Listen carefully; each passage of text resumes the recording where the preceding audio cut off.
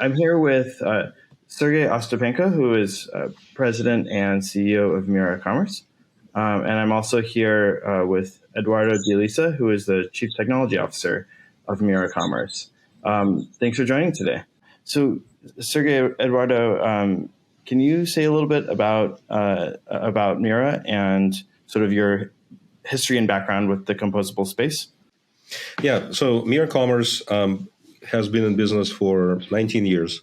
We started in 2004 as a systems integrator for the platform called Netlify, and we were this traditional technology, monolithic type SI, implementing new sites and helping people migrate onto Kibo and various other platforms for many, many years. I came into the company at the end of 2018 after having built another agency in this space, and I became a partner. And then I bought out the company from previous owners 3 years ago.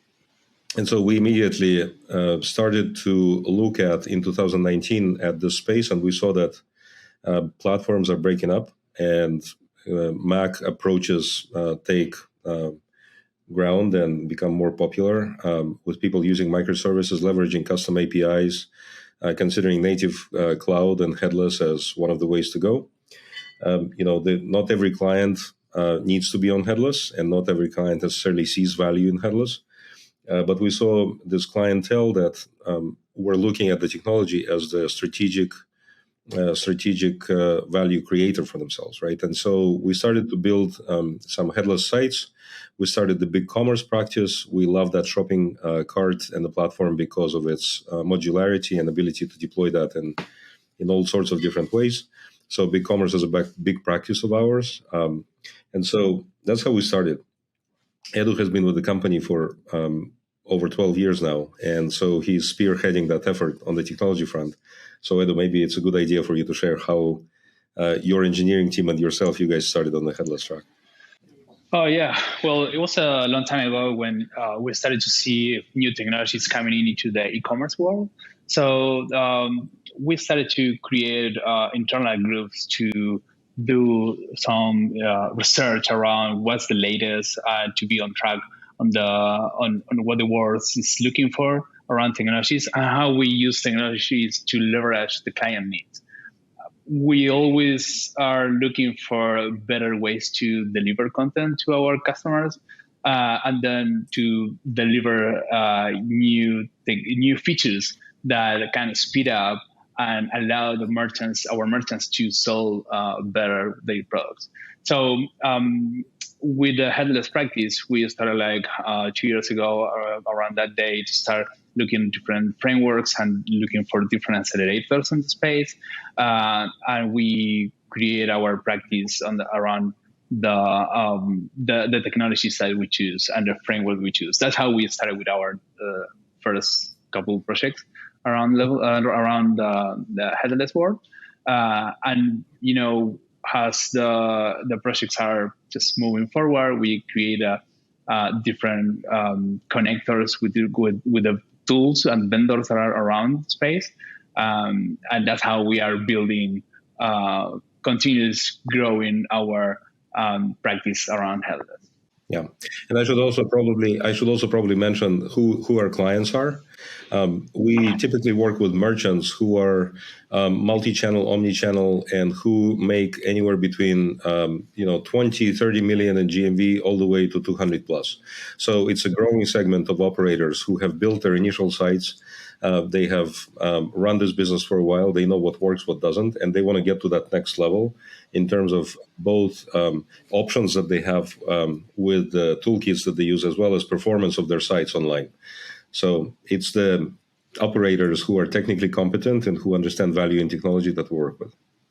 That's a great description. I think that there's, that headless, we see that transition a lot around the 25 million, 50 million, where folks come up on, maybe a monolithic platform and they're like, I don't know if this quite works for me anymore. Let me think about, headless, modular, composable as a new way. So I like your framing of helping these operators sort of take their businesses to the next level through a composable architecture. So, and Eduardo, I think there's great kind of like background on the historical side. It's interesting to kind of watch the technological convergence with the sort of the business case convergence. And business needs in the market. So what industries are your clients typically in within e-commerce? Yeah, so we work with several verticals more than the others. Any kind of specialty retail we would take a look at, but we're very good with the fashion and accessories, sporting goods, CPG, consumer perishable goods, or how people call it, FMCG, fast-moving consumer goods. We're good with automotive parts and accessories, and then also sales of gun accessories and ammo and everything about outdoors and sporting goods is where we excel, really. Yeah, and what about the composable architecture, the modern JavaScript world, the headless CMSs, headless commerce, design tooling, new design frameworks? What about all these is appealing to the industries and verticals that you guys are working with? Yeah. So, in our experience, not all the tools, not all the technology applies to everybody. So what we do, and it's part of our value, is we recommend what we think is better for our customers, and different budgets, different needs, different speed to market needs. So in terms of CMSs, there are a lot of different options on the market, and we have, of course, our CMS of preference, and we have our partnerships that we work with them at the daily basis to enhance and improve the offer to our clients. But it is a wide world of different vendors, and not all of them apply to all the needs. So what we do is we evaluate clients' needs, we evaluate different tools, and we try to do our recommendations. Can you take a particular project, just so I think we can get kind of focused on a specific use case, and walk through how you did vendor selection for that project? Oh, interesting. Well, I'll be half practical, half hypothetical here. So I will use a practical example without mentioning names. Okay. So typically, you have a customer who already operates the site that we migrated them to. Let's say they have a big commerce store using Stencil framework and out-of-the-box page builder functionality, and they want to look at headless. And they have been very excited about that. And so we first assess who is going to be the right fit, right, for going headless. Because sometimes there are sirens out there that are singing them songs that you need to go headless, and they don't understand why. So who is the right fit? First of all, they have to have the internal development team, and the person spearheading this effort has to be very technical, him or herself, right? They must already be in process of or be aware of the need to build microservices internally, like custom microservices. They likely have multiple UX touch points across different channels. So it's not only the website, it's not only the mobile optimization, responsiveness, adaptability of that, but multiple channels. And they also should have a fairly complex and custom user experience requirements. Like if you're looking about the standard add to cart checkout and a simple cycle, click to buy, that's probably not a good path for headless. But more importantly, say that again. Well, simply because the out-of-the-box tooling is going to satisfy those use cases better. So it's just, you need to look at the ROI of things everywhere. But more importantly than anything that I mentioned above is this customer has to view technology as a product and a strategic asset rather than just a project and a cost center, a budget to be approved. I really like how you're saying that. I mean, we have a lot of discussion internally at Netlify of how should we describe sort of the target kind of customer where we can say, look, it's a good good choice for you to go composable. And we also like hit on sort of like both of those, right? The need, like you're not well served by the existing solutions. It's complex enough that like the out of box isn't going to work for you. And then sort of like the upside of like, hey, do you have the technical lead in place, right? And are you a digitally savvy organization that like understands this and sees this, to your point, as a profit center and not as like, oh, we're spending so much money on IT or whatever, which is fine for some organizations, and that approach can work for them. But I think those for other organizations that recognize that the power of the power of technology and the web to reach their to reach their customers, like that's sort of the starting spot for the journey that we can kind of as collectively take with folks. So we have that dialogue with them initially, how they view this project, why and what, and where's the core of the strategy, and what are the additional areas that they need to take care of. And to me, those areas are typically it's the intelligent search, it's your managing the content and having the full flexibility with that, bridging across the content assets and the products and shopping and the static content and all of that. And then the CDPs or marketing tools, the ways to build your segments and then being able to market to them intelligently. And so hopefully there's a platform that allows you to do both A/B testing as well as segmentation, and then also provides for like retargeting options. And you can also deploy some smart functionality for product recommenders on the site and so forth. So those are the building blocks, like the shopping cart, CMS, intelligent search, CDP or marketing toolkit. And then what is going to be the foundation uniting it all? What's the middleware, that iPaaS or ESB kind of layer where you can configure the connectivity between the systems and how they're going to talk to each other? So those will be like the building blocks to discuss initially.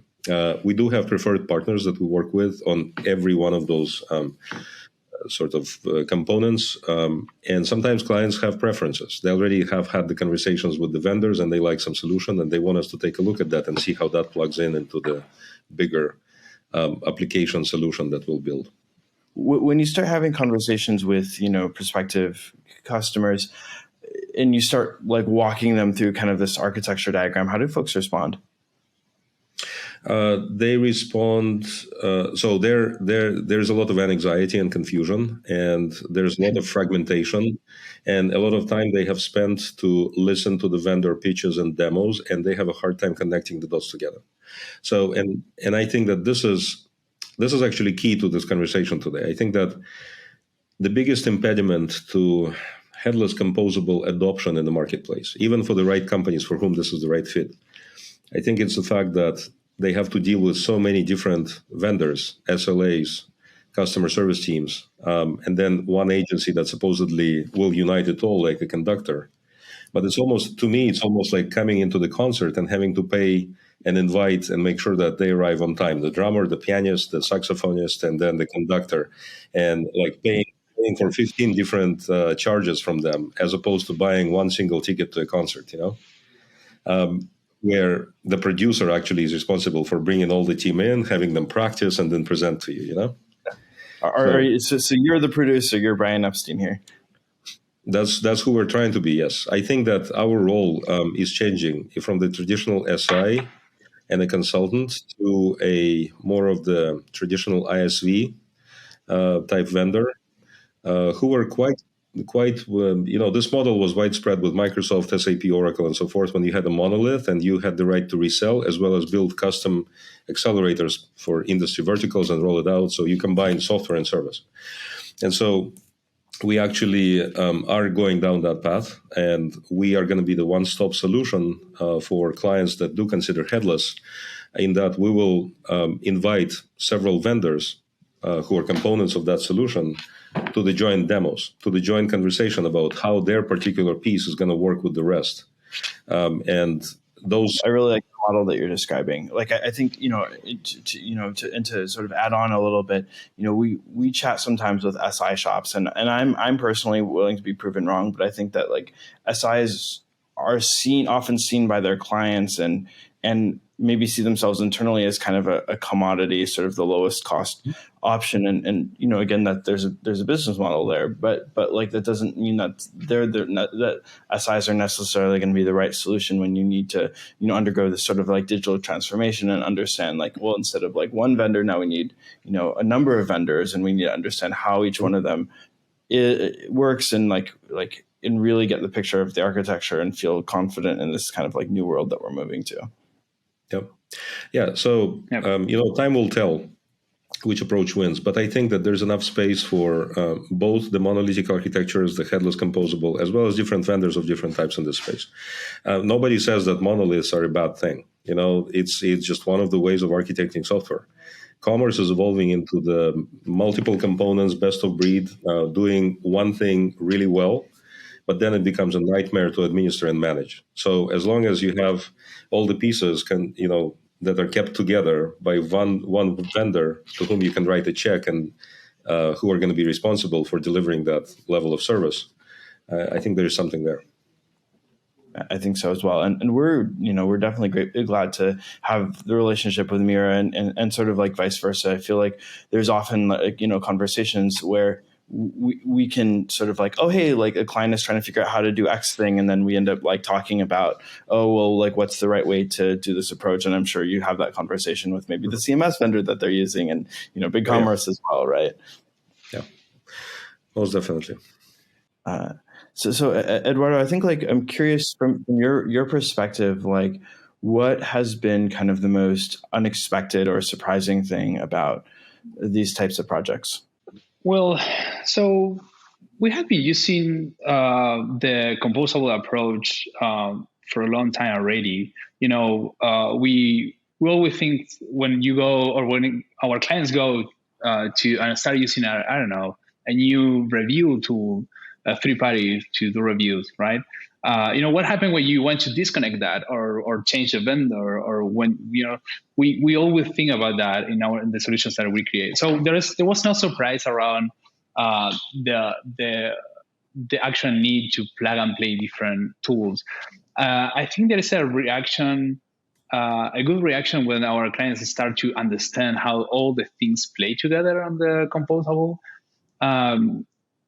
And then when we start going into how far we can go on the performance for our sites with the new technology that is around, the way we try to leverage cache at every single level on the applications, the way we want to deliver content as fast as we can, as close to the customer as we can, and how we use the technology for that. That's something that, when you see the clients seeing the benefit, that's always something that comfort ourselves. Like, it's something that was really good. It's not only a nice to have thing on our project. It's always good to see the reactions, and when we see how the site performs and how they measured on the different analytics. Oh yeah, absolutely. That's like a game changer, right? Every time we run the build in progress through the page speed index, and we show the customer the night and day in terms of performance, even before the full site is built. I mean, it's just super. Yeah, we've seen those, like, how do you guys do those demos? I mean, we've seen folks do like the product detail page sort of like demo, like one on the existing solution versus the other one. Well, so during the development cycle, we do demos on different sprints, right? So whenever we create a release for that sprint, we create a demo, and we usually do different sections like global, which include header, footer, and then we go through prototyping that goes deeper and deeper into the purchase path. So the customers can start see how the site looks at the very early stages, and then when they start creating populating the site with content on the CMS, and we start to leverage all the custom features on the product detail page. We also take in account performance on each step of the development cycle. So our QA team works and measure and track performance on different releases, and we take those measurements across the whole project life cycle. So at the end of the project, we don't have surprises, right? We get into early released measurements, and we detect when the performance was a little bit introduced because a new iteration, and we work in those components to make them better. Yeah, I think performance is often the biggest wow for an e-commerce site going headless. And it's great to hear you guys' process for sort of like how you emphasize that sort of like, and kind of keep the customer excited, and the sort of like the momentum going through the project. I feel like that's often something that we don't talk about as much. And I think for the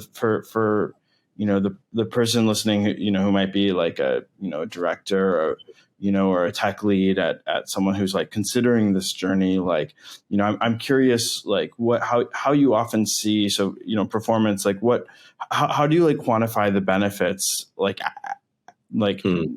afterwards, or like of the project, like what things do you typically sort of like call out of like okay, like what changed afterwards or prior to client agreeing to implement?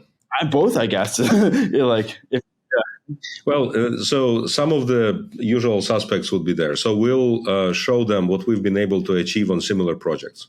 We'll show them the templated site on BigCommerce on Stencil performance, and then that same site in headless mode, the difference in the CLS and the page load speed and all of that, and the core web vitals, and the difference in conversions and rankings, right? So don't talk, show, so show the live site.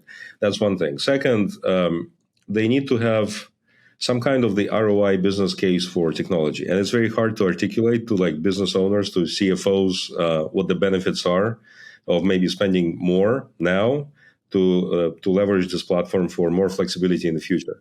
So we try to help on that front, depending on what kind of channels they have, how much they sell, what would be the incremental win in terms of metrics, and how would that translate to additional revenues, profits, and so forth.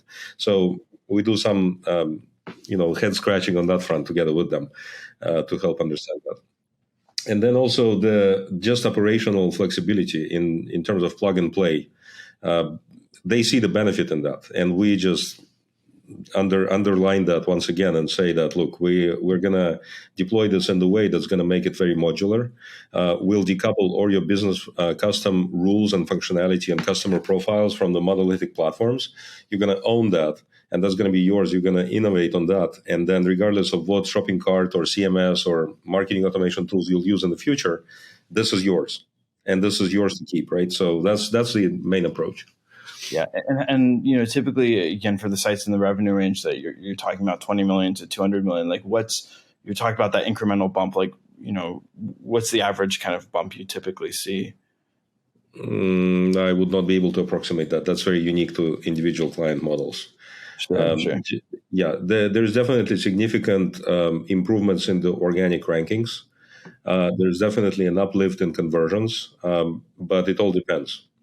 It really depends. You have to have a seat at the marketing, merchandising table together with the client to be able to influence that, right?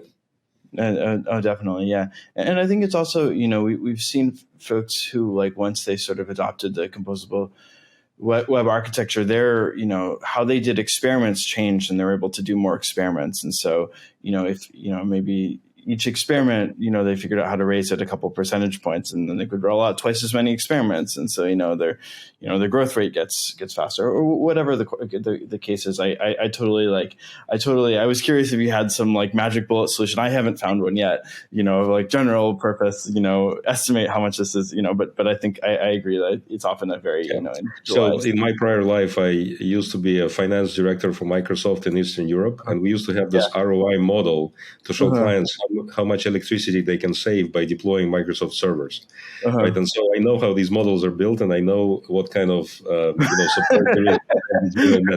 How the made, Sergei. So I always shy away from giving them generalizations.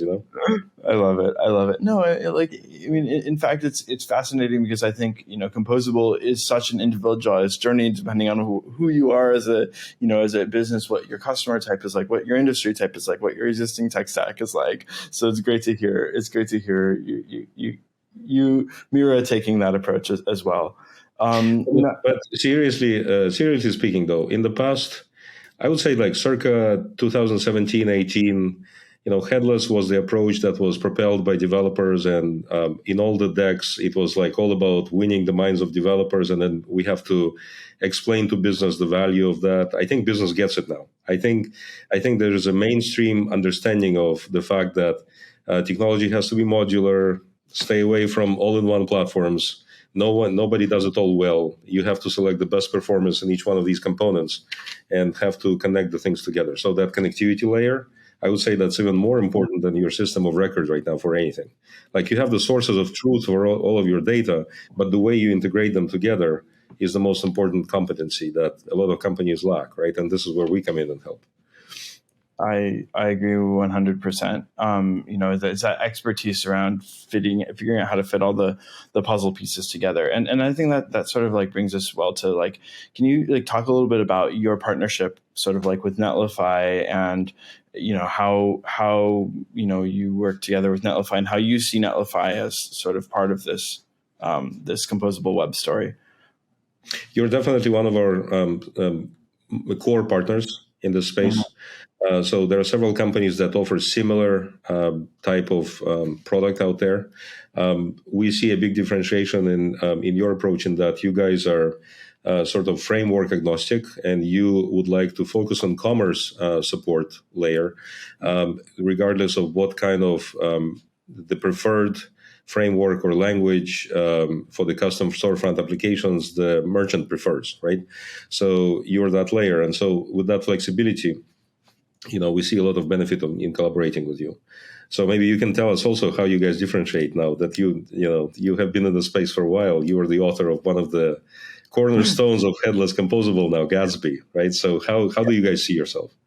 Well, and it's funny, it's funny you mentioned that because that was actually one of the big reasons that we decided to join Netlify was that we the more we talked to our customer base, the more we heard folks saying like, look, we want to have a sort of a framework agnostic platform and that has expertise in all the technologies that they're using. And so we said maybe our story is part of the Netlify story, and so like that was sort of one of the big impetuses for us to kind of like join our forces together. But yeah, I mean, I think there's I think we are very much a company that sees itself as like, hey, how do we help you kind of like be successful with the architecture that you want? How do we work? How do we get customers working with the best agencies, or if they don't have agencies, and if they need to lean on our expertise, or if they want framework expertise, and really work together with them to sort of like help our customers be successful. And I think that is like an approach that maybe folks maybe folks say that they want, but I really feel that we differentiate and set ourselves aside by having the flexible platform with the best sort of integrations, the sort of the best security story, and also the sort of the mindset of like, how do we help you succeed? Be that with agency partners, or however it may be. Yep, and so this is one important topic. So Edu, you wanna say something about the partnership? Yeah. So sometimes it's hard to explain for a tech person like me, for a decision maker on the other side, how good it's going to be to invest time into the build system for the headless store to leverage, static generation for product detail pages. So that's lightning fast. So whenever we start to have those conversations, which are really important for the end product, being a partner of a technology provider like you guys is really important for us, because every small piece on the chain right now are really important for us, and we try to, the devil's on the details. So we try to put a lot of effort on the small things that create a really good product in terms of performance, UX, and creating a better user experience for the end customers is really what matters at the end of the day, right? So just building this trust between different partners is huge for us. Knowing that the way we learn, and the way we do the things are also in conjunction with the best practice that you guys recommend. The technology behind, how you leverage the best of it. So being in sync for us is really important.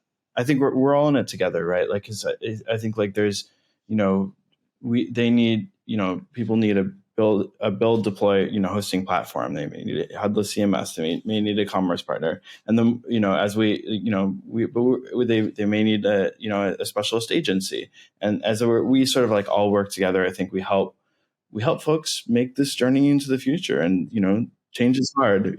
Change is hard. As a person, change is even harder as an organization, and as like you have to coordinate all the different sort of like pieces. And how do each of our workflows work on the old way, and how do each of our workflows work on the new way? But we're really excited that we get to work with you guys. So thanks so much, and thank you so much for sharing. I think so much of your process, because again, like, one of the things that we see the most, and probably you see as well, right, is that folks are coming into this new world and they're trying to figure out how this works. And I think like there's a lot of people that are going to watch this video and say, aha, and I have a little bit more of a sense now of how to help my organization make this difficult, or like, I shouldn't say, maybe not difficult, but make this complex transition into the future, and be able to unlock sort of a lot of business value by doing that. Yeah, it's also about to find the right partners to go through that complexity, right? We don't want to create complexity. We don't want to migrate complexity when you switch platforms, when you switch technologies. So in order to simplify the path for our customers, is where we need good relationships between different partners and different vendors. That's why I want to use a quote by Edu on this.